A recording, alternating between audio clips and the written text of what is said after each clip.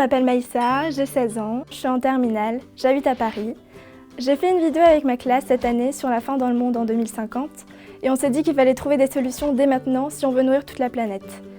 Le climat peut aggraver la situation, or on veut tous bien manger demain. À cause de nos modes de vie actuels, il y a de plus en plus de pollution. L'eau et la terre sont bourrées en pesticides. L'air est de mauvaise qualité, du coup les personnes sont de plus en plus malades. Comme par exemple les problèmes de fertilité, de poids, les cancers ou les allergies. Les fast-foods ne font pas partie de mon vocabulaire, je mange pas de viande. Mon plat préféré, c'est le couscous aux légumes de ma grand-mère, un vrai plat quoi. Je n'ai pas envie de manger de pilules, j'ai envie d'une vraie nourriture saine. J'ai envie de respirer l'air sans me poser de questions. Je n'ai pas envie d'un avenir avec des masques à gaz et des bonbonnes d'air. Dans notre film, il y a un enfant qui découvre une tomate pour la première fois, car il ne connaît que des substituts en poudre. On voulait faire réagir sur cette possible réalité dont on ne veut pas. On devrait trouver des solutions pour que ça n'arrive pas. Marcher plutôt que de prendre sa voiture, c'est une solution pour la santé.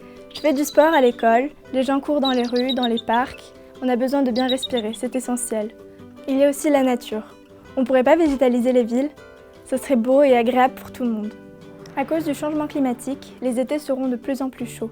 Ce sont les gens les plus vulnérables qui seront touchés. Les personnes âgées, les personnes dans la rue, les enfants. On a besoin de boire, mais pourrons-nous toujours accéder à l'eau aussi facilement? Ici peut-être, mais ailleurs? Je suis touchée par les enfants qui vivent dans de mauvaises conditions. Les bébés qui meurent tout petits, les enfants qui ont la peau sur les os. On a la connaissance pour soigner et prévenir les maladies. Il faut savoir la transmettre.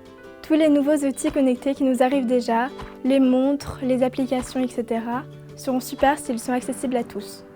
Ça devrait être plus facile d'aider les gens et que chacun se sente bien.